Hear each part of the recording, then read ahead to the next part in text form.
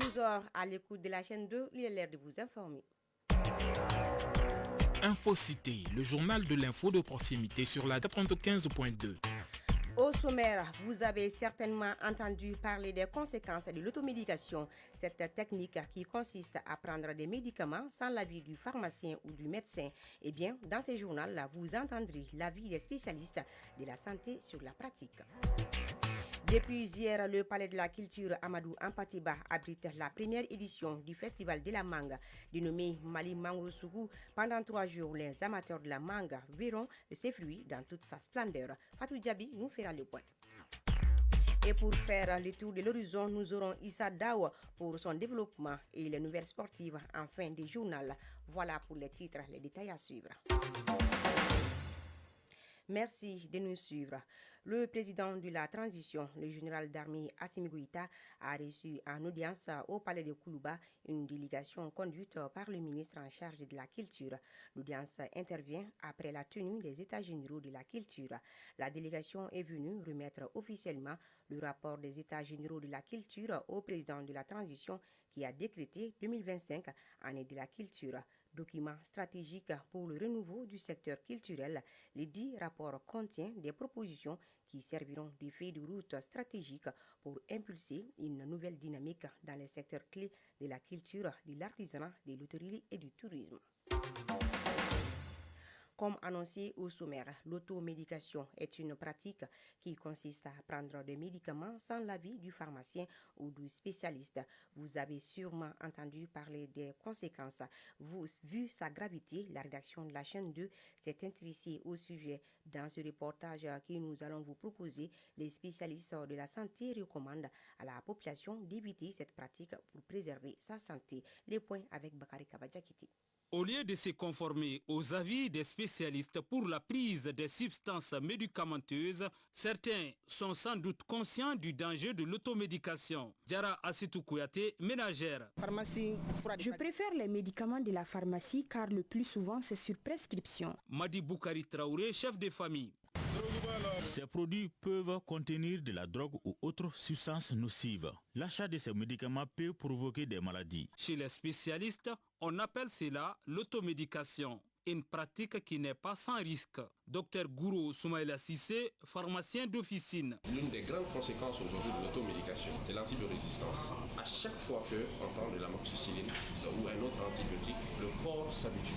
Au fur et à mesure que ça va continuer, un jour, ce même médicament ne pourra même pas soigner les maladies. Dr Alkaya Touré, néphrologue à l'hôpital du Point G. Il ne faut pas voir, j'ai pris un jour un médicament, ça m'a fait du bien. Si j'ai les mêmes manifestations, je vais essayer de prendre encore ce médicament. C'est vraiment dangereux. Les médicaments hors prescription touchent la fonction rénale. Une prise en charge devient alors nécessaire. Docteur Alkaya Touré. Rare dans une famille où tu ne vois pas. Si on a un petit mal, on prend les anti-inflammatoires non stéroïdiens, c'est-à-dire le diclofenac, l'ibuprofène et autres. Donc c'est des médicaments qui agissent directement sur le rein et jouent sur le bon fonctionnement du rein. Et il y a des médicaments qui vont entraîner des obstructions, c'est-à-dire qui vont entraîner des problèmes au niveau des tubules du rein, qui vont former des calculs et autres. Donc ça aussi, ça peut jouer considérablement sur le fonctionnement du rein. La prise en charge, elle est diverse. Le phénomène de l'automédication à cause de son impact sur la santé de ceux qui s'y adonnent doit être combattu à tout prix. Dr Gourou Soumaïla Sissé, pharmacien d'officine. Les médicaments ne sont pas bien conservés, ils ne sont pas bien dosés. Et les personnes aussi qui en font la commercialisation ne sont pas aptes à le faire. Dr Alkaya Touré, néphrologue à l'hôpital du Point G. Il faut toujours faire recours aux spécialistes, c'est-à-dire aux médecins, pour une prescription rationnelle des malades. Et aussi bien pour les médicaments modernes, il faut faire attention et il faut éviter au maximum les médicaments traditionnels. La prise en compte de ces conseils peut contribuer à réduire les dégâts causés par l'automédication dans notre pays. Santé toujours, le 6e congrès de la Société africaine de médecine interne SAMI s'est tenu ici à Bamako du 23 au 25 avril dernier. Ce grand rendez-vous scientifique a réuni les professionnels venus de tous les continents pour échanger sur les avancées et les défis de la médecine interne en Afrique. Pour faire le point sur ces 3 jours de travaux, nous recevons dans l'entretien de la 2 Mme Kaya Assetoussouko, présidente de la Société malienne de médecine interne Somima, structure hôte de cette rencontre. Nous proposons un extrait de cet entretien. Elle est au micro de Cheikh Oumar Kamara. Si je n'ai pas abusé, je dirais que le bilan est positif. Pourquoi? Parce qu'il y a eu les autres congrès dans les autres pays.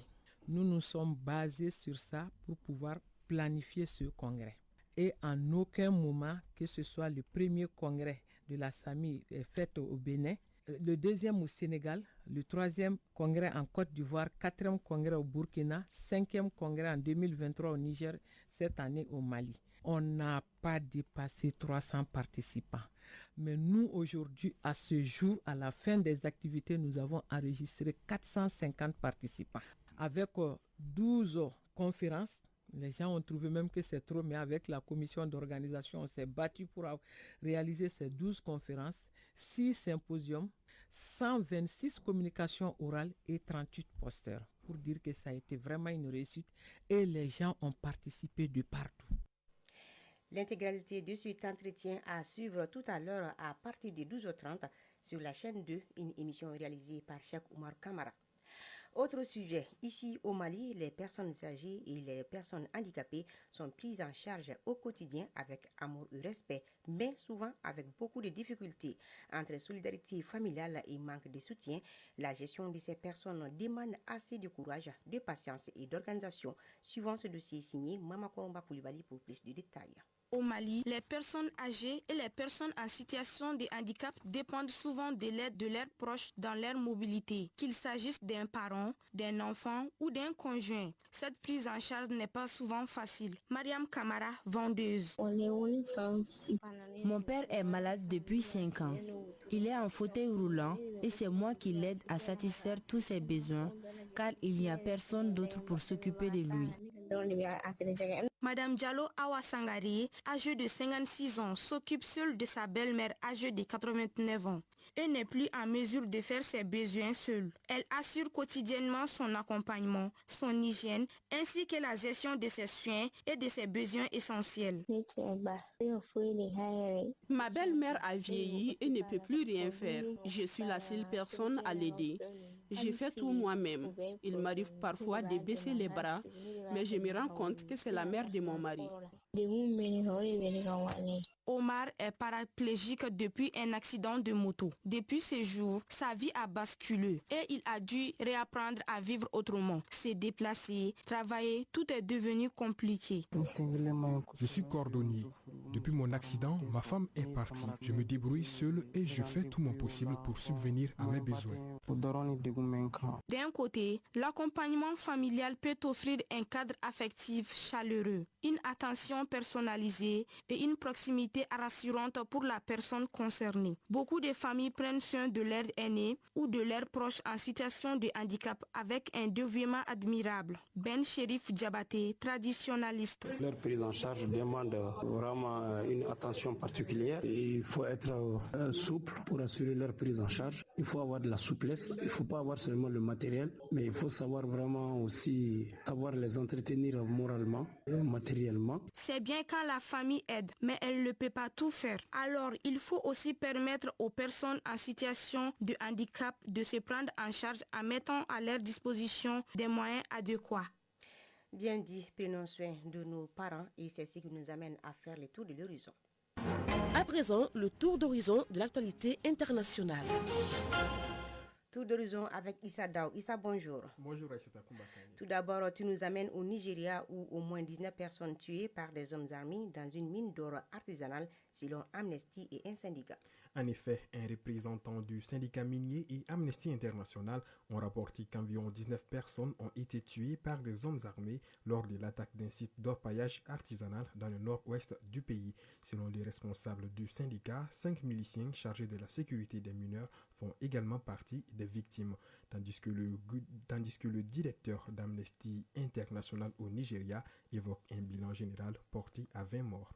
Au Bénin, une semaine après les attaques au nord du pays, un prêche anti-radicalisation dans les mosquées.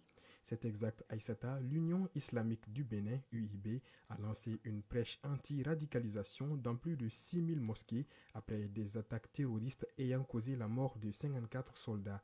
La dite campagne vise à déconstruire l'idéologie des haines, promouvoir un islam de paix et inclut des sermons, des sensibilisations et des rencontres avec les leaders religieux. Issa, au Cameroun, le siège de l'Assemblée nationale baptisé en l'honneur de Paul Biya. Le siège de l'Assemblée nationale du Cameroun a été baptisé Palais des Verts Paul Biya lors d'une cérémonie à Yaoundé. Cet événement a rassemblé des milliers de personnes, principalement des militants du RDPC, pour célébrer les décennies de service du président camerounais. Certains opposants ont critiqué cette initiative, la qualifiant d'atteinte aux principes démocratiques, tandis que d'autres ont salué la carrière du président. La RDC et le Rwanda se laissent jusqu'au 2 mai pour parvenir à un projet d'accord de paix. La RDC et le Rwanda ont signé hier à Washington une déclaration de principe sous l'égide du secrétaire d'État américain Marco Rubio.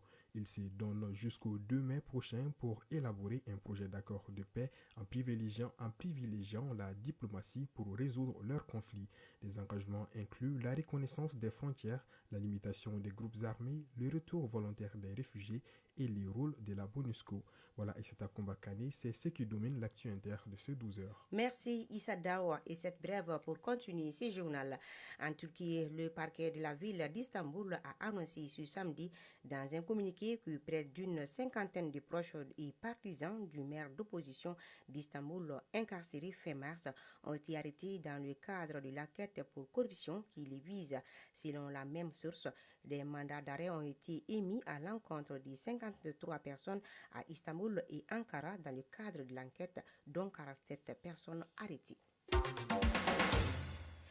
Retour au Mali et direction le Palais de la Culture où se tient depuis hier le Festival de la Mangue dénommé Mali Mangrosougou. Cette première édition initiée par Moussa Papa Haïdara de l'ERTM est accueillie à bras ouverts par le département en charge de l'agriculture ainsi que ceux évoluant dans la filière mangue. Pendant 3 jours, vous aurez droit à la mangue dans toute sa splendeur sous le thème valorisation de la filière mangue pour une croissance économique durable, suivant le lancement avec Fatou Diaby. 72 heures durant, la cour du Palais de la Culture Amadou Ampateba sera aux couleurs de ce fruit très prisé au Mali pour montrer toutes les facettes de la mangue. La première édition du Festival de la mangue au Mali Mangrosougou. Doumbia Mariam Tangara, ministre de l'Environnement, de l'Assainissement et du Développement durable. La valorisation des filières agricoles stratégiques comme celle de la mangue s'inscrit dans les priorités du gouvernement. Le gouvernement, à travers le ministère de l'Agriculture, réaffirme son engagement ferme à accompagner les acteurs de cette filière. Ce festival en est l'illustration concrète. Placé sous le thème valorisation de la filière mangue pour une croissance économique durable. Festimang est une aubaine pour les responsables de la filière mangue du Mali. Mokhtar Fofana, président de l'interprofession de la filière mangue au Mali. Chaque fois, nous participons à des foires en Europe, en Afrique, un peu partout. Et la mangue est bien connue souvent à l'extérieur qu'au Mali. Donc si on organise ce genre d'événements, ça va permettre non seulement aux Maliens, aux consommateurs locaux, de savoir qu'est-ce que c'est que la mangue, comment elle est produite. Après avoir aiguisé sa plume à l'ERTM et quelques années d'expérience acquises au département de l'agriculture, en qualité de chargé de communication, Moussa Papa Haïdara décide de donner une valeur ajoutée à la mangue.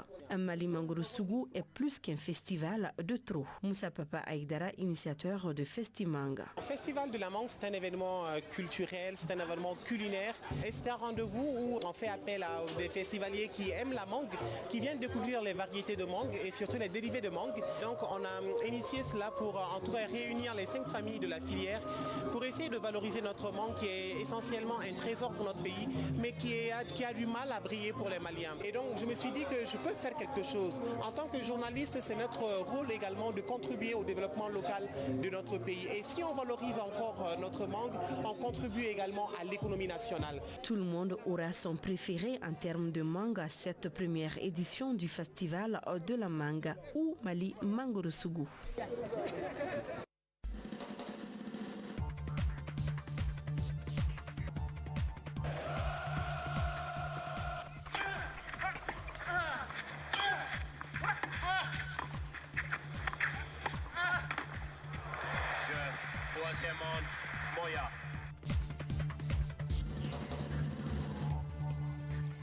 Vous l'aurez compris, les nouvelles du sport à présent. La 11e journée du championnat national de basketball démarre cet après-midi.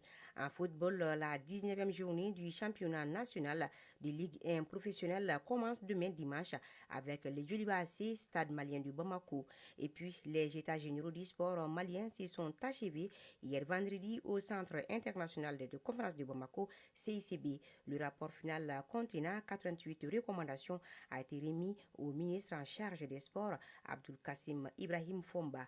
La cérémonie de clôture a été réussie par la présence du ministre en charge de la réconciliation nationale, le général du corps d'armée Ismaël Ouagé, et celle d'une bonne dizaine d'anciens ministres des sports ainsi que des gouverneurs des régions.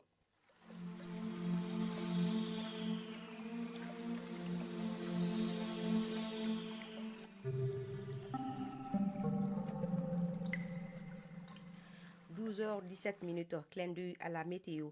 Il fera moins chaud dans la journée. En ce moment, le thermomètre affiche 38 degrés Celsius sur Bamako et environ la maximale attendue sera de 40 degrés Celsius. Le coucher du soleil est prévu pour 18h46. C'est tout pour ce journal qui vous a été présenté par Aïssata Dit Koumbakani, réalisation Samba Sanogo, mise en onde Penandao, mise en ligne Badi Touré, coordination éditoriale Zédou Traoré et Jefa Diara. Un grand merci à vous aussi de votre attention. Bon week-end et bon appétit si vous êtes déjà à table.